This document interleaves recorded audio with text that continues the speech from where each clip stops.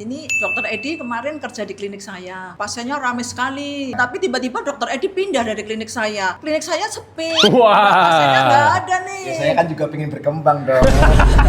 Jadi gimana nih solusinya? Iya, aku ngelihat dokter Edi kemarin kan udah mulai aktif ya di Iya. sosial media apa segala macam ya. Memang itu kekuatan personal brand dok. Yang namanya personal branding itu adalah menjadikan sebuah magnet di mata pasien. Makanya ada kisah kan, ada rumah sakit, ada dokternya di praktek situ. Saya datang sebagai pasien, nyaman sama dokter Edi, nyaman pelayanannya, terus juga efeknya, saya jadi sehat dari sakit apa segala macam sembuh gitu kan. Besoknya lagi misalnya keluarga saya yang sakit, qadarullah. Kan berarti kan yang cari kan bukan rumah sakitnya, tapi nyarinya dokternya. Apalagi dokternya itu bangun personal brand. Terus gimana cara rumah sakitnya? Berarti rumah sakitnya sepi dong. Nah inilah makanya branding dibagi menjadi 3 dok. Orangnya, produknya, korporasinya. Personal branding, product branding, corporate branding. Nadimnya, Gojeknya, Gotonya. Izin dok. Kalau kasus yang tadi berarti personal brandingnya lebih unggul dibanding product branding. Yang mana sebetulnya harusnya rata. Dokter ID-nya lebih powerful dibanding rumah sakitnya atau kliniknya. Harusnya dokter, pemilik klinik atau pemilik rumah sakit dibangun product brandingnya. Nah ini beda-beda nih dalilnya nih. Kalau dijelasin satu persatu panjang banget nih. Personal branding. Dari 6 dalil, ada 2 yang paling kuat. Inspiration sama education. Inspiration gimana? Dokter misalnya ngangkat sebuah kisah. Kisah sukses, kisah jatuh bangun, kisah berdarah-darah, dan seterusnya. Pokoknya menginspirasi. Atau edukasi. Dokter ngasih tahu misalnya di kandungan kan tips and trick bagaimana cara langkah, vasektomi dijelasin misalnya. Apa ini apa segala macamnya. Kan lagi rame tuh. Nah dia dikenal sebagai edukator dokternya. Itu di personal branding. Masih ada 4 lagi nih. Product branding. Ambil salah satunya ada tagline. Kan di personal nggak ada tuh tagline. Masa manusia ada tagline kan nggak mungkin kan? Tapi adanya di product branding. Indomie seleraku, kopiko gantinya ngopi, diputar, dijilat, dicelupin. Itu product branding tuh. Berarti rumah sakitnya atau kliniknya dokter harus dioptimasi. Gara-gara tagline-nya kita nempel. Kita ingat tuh rumah sakitnya. Ini panjang nih, belum positioning, belum personality, belum identity. Panjang banget kalau udah jelasin nih. Ini nggak kelar-kelar nih sampai subuh nih kita ngobrol nih. Ini pasien terbengkalai nih dok nih. Kan dokter juga harus praktek kan. Mendingan nanti aja kita jelasin. Besok saya ajak teman-teman semua gimana? Nih bareng sama Ikatan Dokter Indonesia bisa dibilang ya. Jarang-jarang saya ngobrol sama dokter-dokter nih. Nih saya mau buktiin nih kalau saya benar-benar ikut aturan kedokteran.